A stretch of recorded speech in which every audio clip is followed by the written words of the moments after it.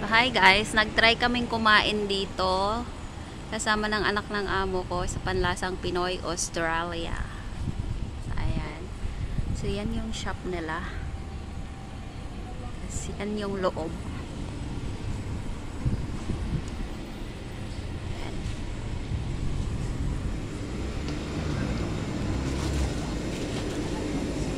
So, yan po yung mga choices nila. Meron silang mga ganyan.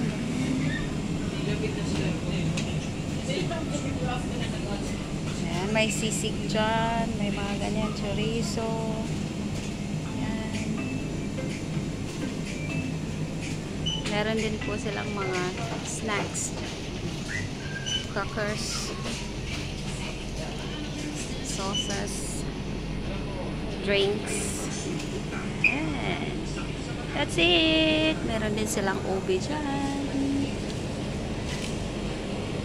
De leche, ginataang bilo-bilo, mango float, leche flan, ube halaya, fruit salad, taho. So that's it, guys. Thank you so much for watching. So meron pang isang store doon. Nandun, yung pangalan ay something by Fiesta yun. Wait lang. Filipino Fiesta. Wait lang ha. Yan guys, yung may orange na ano. Yan. O diba? Dalawa yung nakita ko dito sa Australia. Filipino. Yung eatery or yung karinderya. Ganon. Eee!